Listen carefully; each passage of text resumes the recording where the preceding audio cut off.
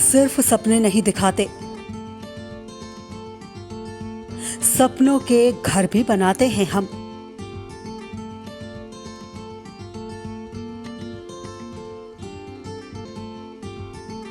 इरादे हो उड़ने के तो हौसलों को पंख लगाते हैं हम।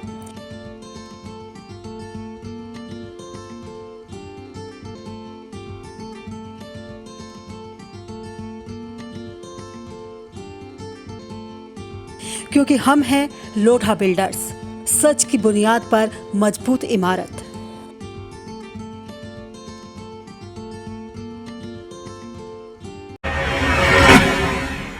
नमस्कार, आप देख रहे हैं इंडिया लाइव 24। आपके साथ मैं हूं राखी खंडूरी। हाजिर हूं तमाम छोटी बड़ी खबरों के साथ। तो चलिए करते हैं खबरों की शुरुआत। लखनऊ में सीएम योगी आदित्यनाथ की फिल्म जगत को लेकर एक बड़ी बैठक जारी है, जहां वीडियो कॉन्फ्रेंसिंग के जरिए कई दिग्गज नेता मौजूद रहे और साथ ही फिल्म जगत की कई हस्तियां बैठक में शामिल होंगी। इंडिया लाइव 24 के लिए लखनऊ से अमजद रजा की रिपोर्ट। काशीपुर उत्तराखंड के नैनीताल उधम सिंह नगर लोकसभा सीट से सांसद अजय भट्ट ने लोकसभा में काशीपुर की समस्या को उठाया। सदन में अजय भट्ट ने कहा कि काशीपुर कई ऐतिहासिक पलों का गवाह रहा है, ऐसे में विकास कार्यों को पूरा होना आवश्यक है।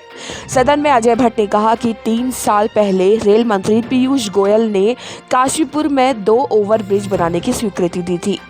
टेंडर हासिल करने वाली संस्था ने काम भी पूरा किया था, लेकिन कुछ दिनों बाद ही ठेकेदार फरार हो गए, जिसकी वजह से काम ठप हो गया है। अजय भट्ट ने सदन में कहा कि ओवरब्रिज का काम ठप होने के बाद अधिकारी अपनी जिम्मेदारी से बच रही हैं और उचित उत्तर नहीं दे रहे हैं। ऐसे में रेल मंत्री पीयूष गोयल घटना का संज्ञान ले और तुरंत ओवरब्रिज बनाने के लिए काम शुरू करने का आदेश अधिकारियों को दे। मान्यवर उत्तराखंड राज्य का काशीपुर नगर अपने आप में इतिहास को समेटे हुए है। यहाँ द्रोण सागर है, द्रोणाचार्य जी की तप स्थली है, द्रोणाचार्य जी का किला है, वहाँ पर कौरव पांडवों को शिक्षा दी गई है, ऐसा कहा जाता है। तुलसीदास जी ने यहाँ पर पौधा लगाया है, चंद राजाओं की राजधानी है। यहाँ पर माननीय रेल मंत्री जी ने 3 साल पहले 2 सड़कों के ऊपर से ओवरब्रिज स्वीकृत किए थे। बड़े कष्ट की बात है मान्यवर कि काम भी प्रारंभ हुआ, काम प्रारंभ होने के बाद बंद हो गया और ठेकेदार वहाँ से भाग गए, ये बताया जाता है। कोई भी अकाउंटेबिलिटी नहीं है, कोई भी अधिकारी इसका उत्तर देने के लिए तैयार नहीं है।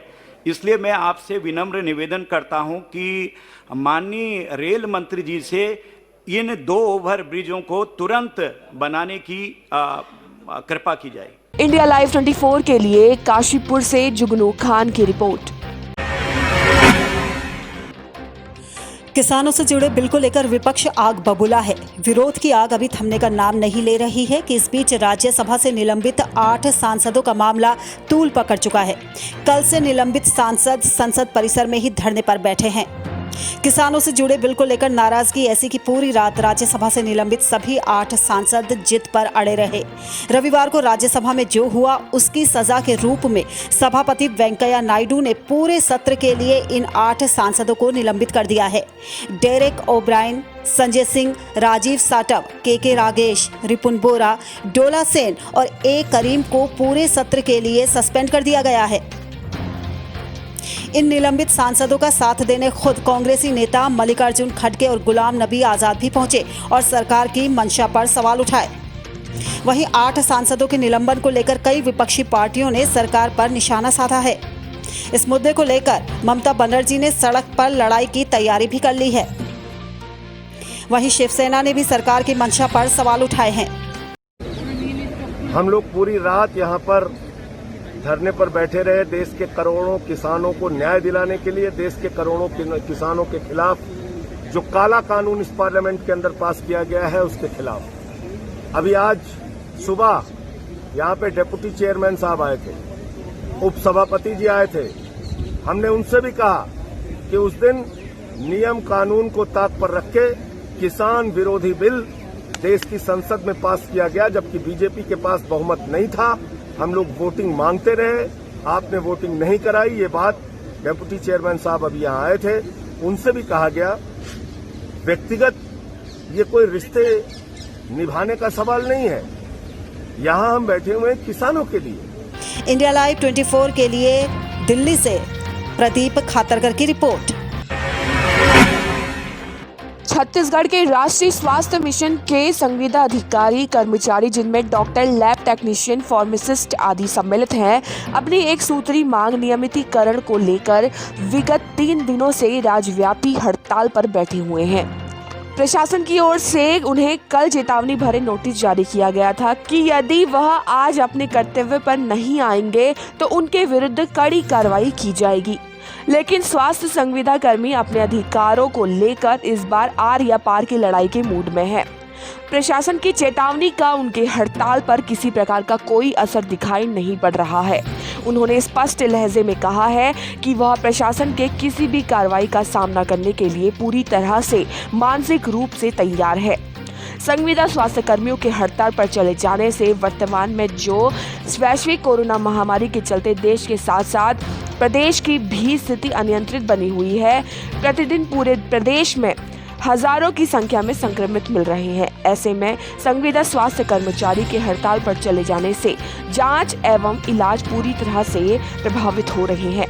वहीं राज्य के नियमित कर्मचारियों के भी महंगाई भत्ता की किस्त को रोक दिया है और तो और सेवा के 1 वर्ष पश्चात मिलने वाले वेतन, वार्षिक वेतन वृद्धि भी निश्चित तिथि से नहीं दे रही है। जबकि अगस्त माह में 4 दिन के लघु विधानसभा सत्र में सरकार ने वर्तमान विधायक के साथ भूतपूर्व विधायकों के भत्ते एवं अन्य सुविधाओं में 50% की वृद्धि के विधेयक को पारित किया है। इंडिया लाइव 24 के लिए राजनांदगांव से KS ठाकुर की रिपोर्ट। कोरोना काल में यूपी में कई जगह डॉक्टरों के साथ प्रशासनिक अधिकारियों द्वारा अभद्र व्यवहार करने के मामले सामने आए हैं, जिसके बाद प्रांतीय चिकित्सा सेवा संघ की अयोध्या इकाई ने शनिवार को जिलाधिकारी अयोध्या से मिलकर मुख्यमंत्री और यूपी शासन को संबोधित ज्ञापन सौंपकर यह आरोप लगाया कि रायबरेली, मऊ समेत कई स्थानों पर प्रशासनिक अधिकारियों द्वारा कोविड-19 महामारी से जूझ रहे डॉक्टरों के साथ अभद्र व्यवहार करके उन्हें अपमानित किया जा रहा है। ऐसे में संक्रमित लोगों का इलाज कर रहे डॉक्टर भला कैसे काम कर पाएंगे? प्रांतीय चिकित्सा सेवा संघ के शाखा सचिव विपिन कुमार वर्मा और डॉक्टर रामकिशोर शाखा अध्यक्ष ने यूपी शासन से ऐसे प्रशासनिक अधिकारियों को चिन्हित करके उनके विरोध कठोर कार्रवाई की मांग की है। उन्होंने चेतावनी दी है कि अगर ऐसा ना हुआ तो चिकित्सक आंदोलन करने पर मजबूर होंगे। है केंद्रीय कार्यकारिणी प्रांतीय चिकित्सा सेवा संघ उत्तर प्रदेश के आह्वान पर माननीय मुख्यमंत्री जी को ज्ञापन दिया गया द्वारा DM जिलाधिकारी अयोध्या के द्वारा। ठीक है, मेन मुद्दा हम लोगों का है कि हम एक चिकित्सक हैं और इस समय कोरोना का महामारी पूरे देश में, विश्व में फैला हुआ है। हम अपने तन मन धन से हमेशा इसकी सेवा के लिए तैयार हैं और तैयार रहते हैं, लेकिन इसके बावजूद भी कभी कभी कुछ प्रशासनिक अधिकारियों के द्वारा कुछ ऐसे अभद्र भाषाओं का यूज किया जाता है जिससे हम चिकित्सा संवर्ग का मनोबल टूटता है। तो यही अनुरोध है कि इस तरह की बार बार पुनरावृत्ति न हो और हम पूरा विभाग, चाहे प्रशासनिक मामला हो चाहे स्वास्थ्य मामला हो, हम बिल्कुल तन मन से अपने कोरोना के लिए, महामारी काल के लिए कार्य करते रहें। इंडिया लाइव 24 के लिए अयोध्या से ब्रजेश सैन की रिपोर्ट। और फिलहाल यहाँ पर हम रुक रहे हैं एक बहुत ही छोटे से ब्रेक के लिए, लेकिन आप कहीं जाइएगा नहीं, हम जल्द हाजिर होंगे कुछ और खबरों के साथ।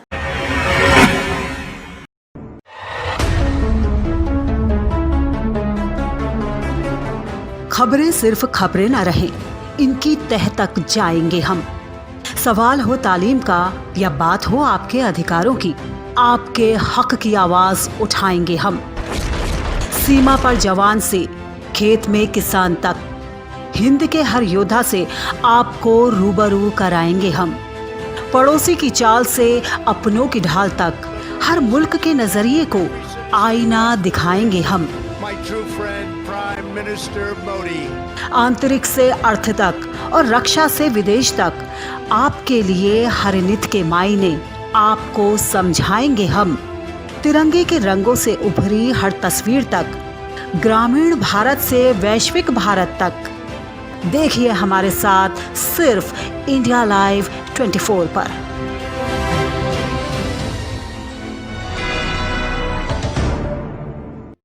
ब्रेक के बाद आपका स्वागत है। तो चलिए बढ़ते हैं आगे। सोनभद्र में एक पारिवारिक विवाद में बहू ने अपने ससुर की ही हत्या कर दी।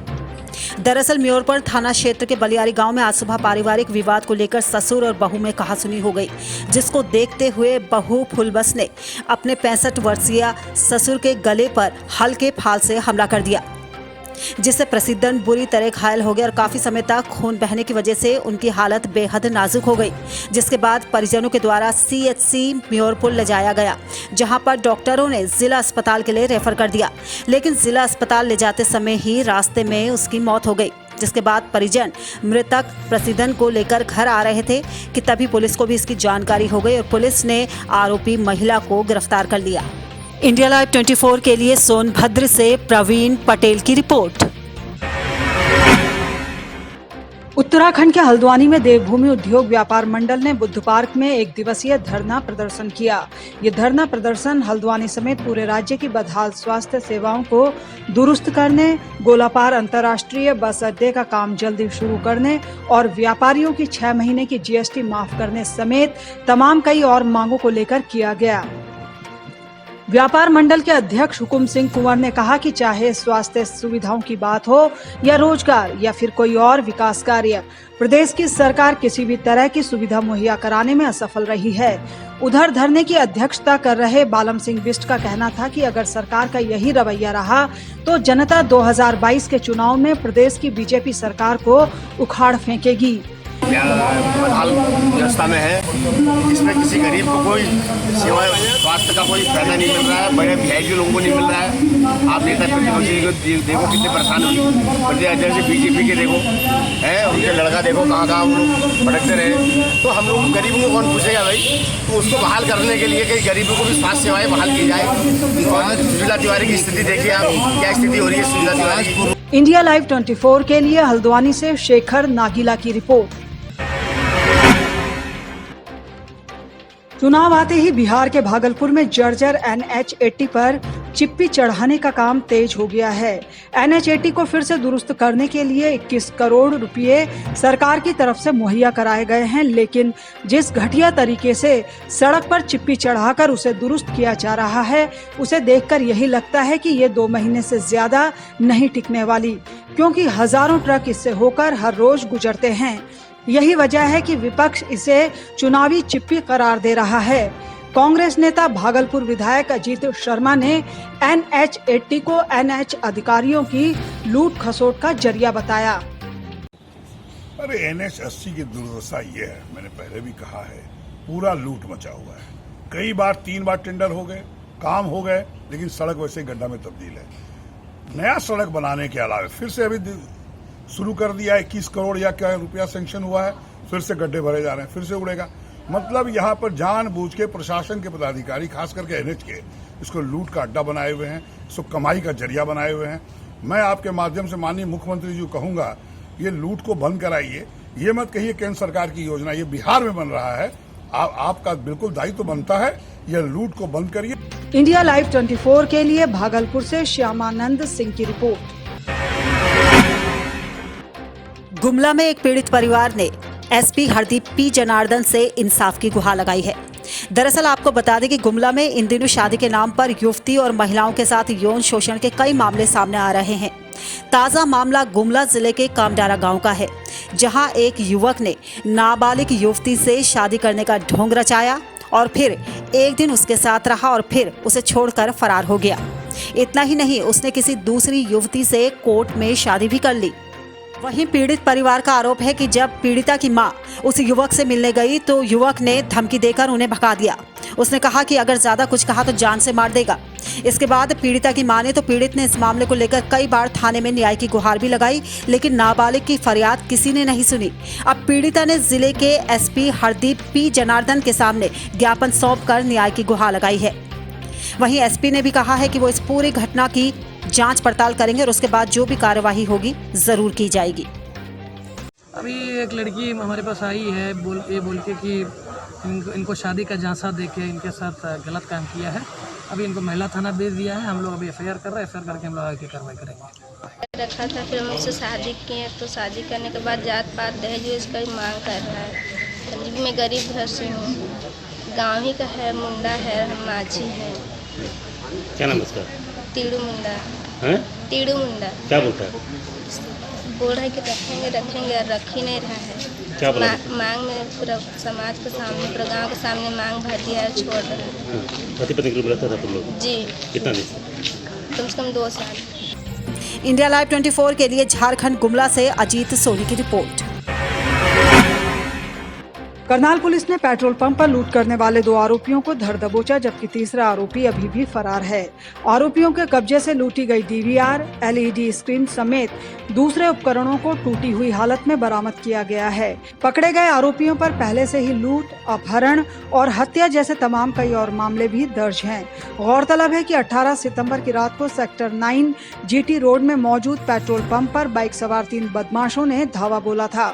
बदमाशों ने पेट्रोल पंप के 2 कर्मचारियों के साथ चाकू और लोहे की पाइप से मारपीट की।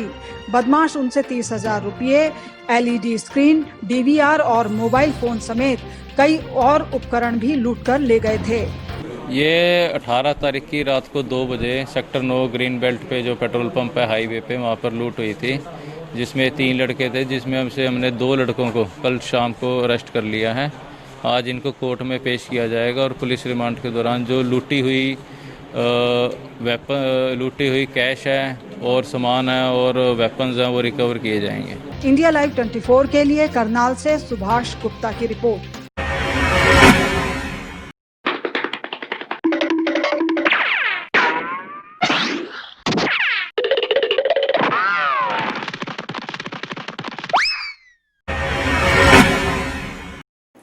फिलहाल इसी के साथ इस बुलेटिन में बस इतना ही। दीजिए इजाजत। नमस्कार।